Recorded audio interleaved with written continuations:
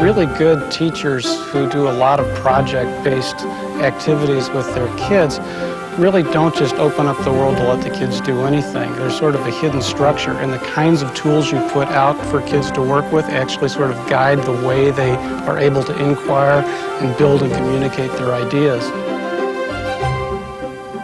What we imagine for the future is sort of a workspace or desktop where teachers can just choose all the different tools they want, drop them into place, go to work, and the software takes care of all of the integrations. The kinds of tools we're looking at and developing are ones that allow you to create learning environments, do your own publishing, build things that are in fact useful not only at the moment, but can potentially be useful to the colleagues in your district and beyond. Peter? Hi. Hi.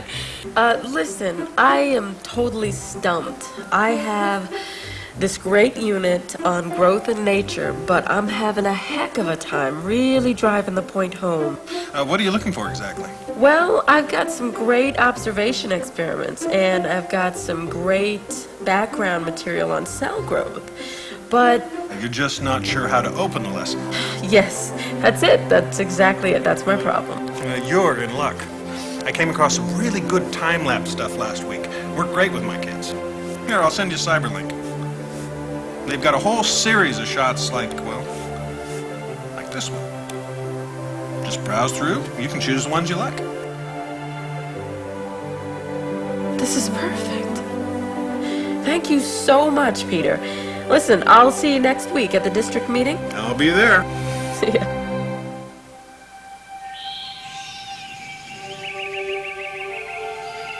The real world's full of all kinds of sounds and actions and colors that really turn kids on. That's what really drives curiosity.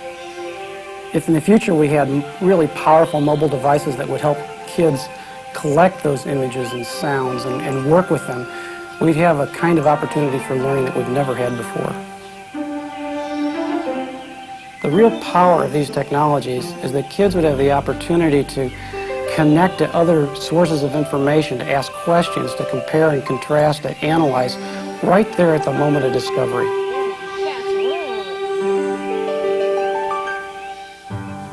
When kids get back to the classroom, they'll be able to share their experiences through powerful multimedia presentations that really capture the dynamics of the experience they had in the field.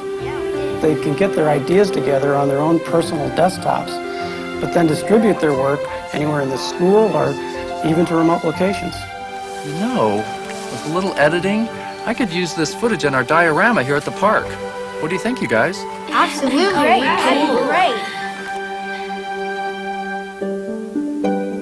When we had a very small information space, it was practical to think about people going through and indexing at least what they thought were the big ideas and the key concepts.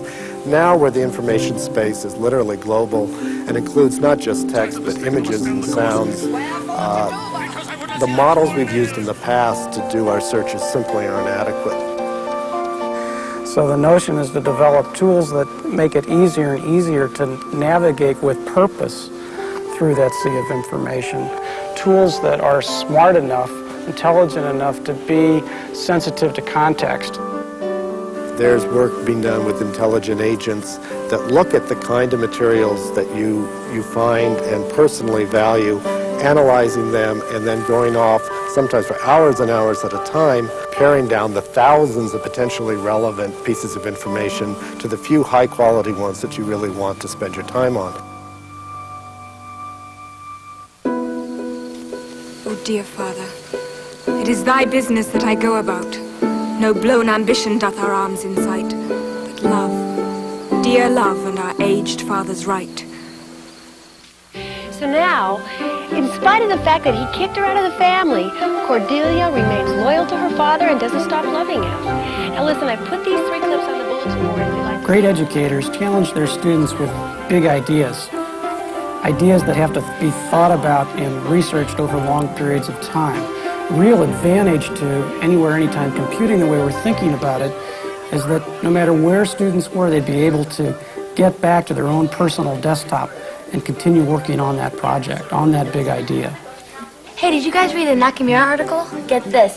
He says that maybe Shakespeare didn't even write this play. Scandalous. Yeah, rumor has it was Sir Francis Bacon. See, look, narrowed it down to 8. And that first one looks a little steep. I'll take that one. And I'll take that second one. And you can do the other 6. Yeah, nice try, guys. The tools that we imagine for the future are really based on the technologies that we have today.